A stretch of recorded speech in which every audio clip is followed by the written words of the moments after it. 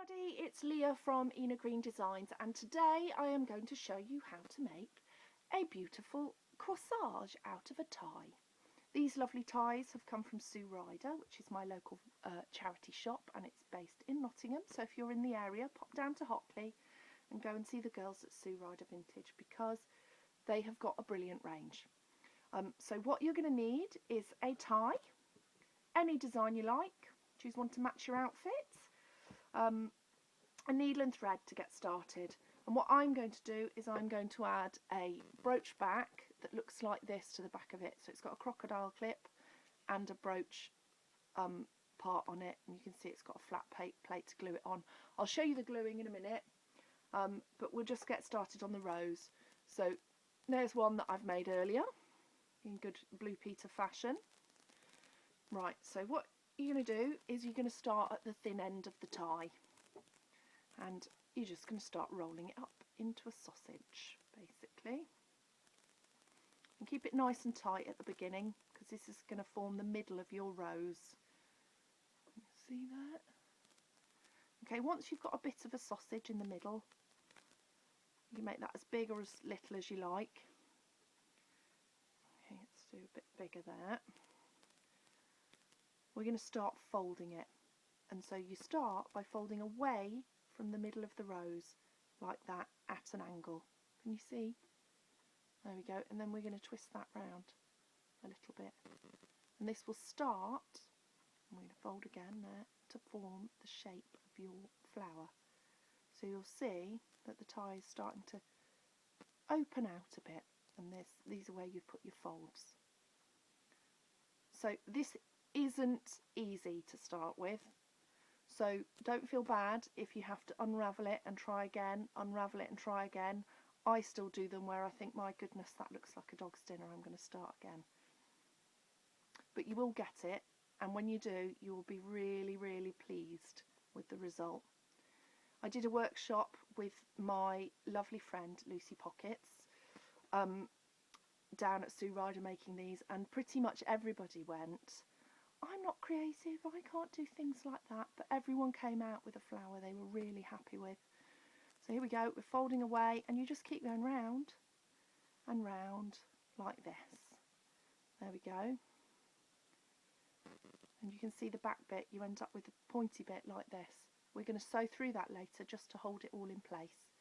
It can be a bit tricky to keep it all held together, but you'll get the knack of it. And like I say, give it a few goes first. Don't expect your first one to be brilliant, although it might be. You might be better at it than me and get the first one right, but it did take me several goes for me to be happy.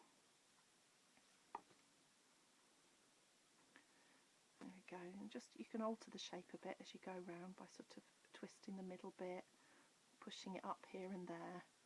And we're getting a lot closer to the end, and as you do, your petals are going to get sort of a bit bigger, the folds are going to get a bit bigger. There we go. Round there. And round there.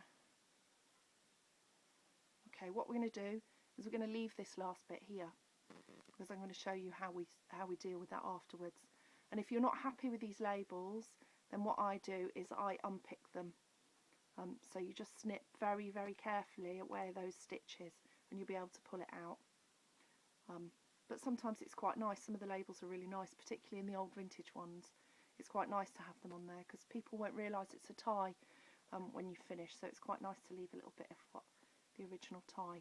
So I'm quite happy with that.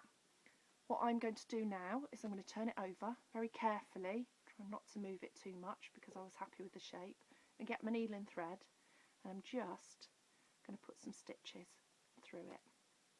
It is all a bit slippy and slidey, that's the nature of ties, so try very carefully for it not to slip through. Now these stitches, no one's going to see them, so everybody goes, oh, I'm no good at sewing, I can't do that. Does not matter. You can do as many as you like.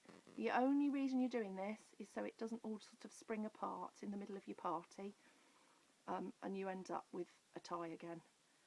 This is just going to keep it all in place. There we go. A few more stitches. because it's a bit of a slidey one, this one. There we go. And then in a minute I'll show you what we do with the big pointy bit, because we're basically going to cover all this up.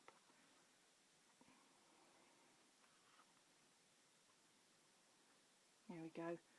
I would normally probably do a lot more stitches in this, just to keep it nice and secure. It's worth putting the time in and doing lots of stitches. But for the sake of this tutorial, I'm going to stop it there. Right, leave your thread attached, because you might need to put a couple more stitches in depending on how this works. Right, this bit we're going to kind of turn in to a leaf. So you need to sort of wrap it round. Let's move that thread out of the way. Wrap it round and have a look at the front, how you like it to look. See, I quite like that. That looks quite nice. Can you see? So I'm going to turn this over and probably end up putting a couple more stitches in there, but I'll make these ones a little bit neater. Although it's going to be on the back of your corsage, just make the whole project look a little bit neater, won't it?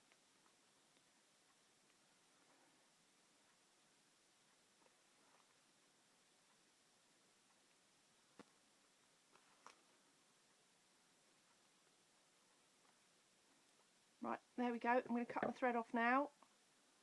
Happy with that. Here we go. There's your rose. Beautiful. Was a tie a minute ago, and now it's a beautiful corsage. Now, so that I can clip it onto my clothes, I am going to put a back on it, and here's one I showed you earlier. You can buy them in bulk off somewhere like eBay.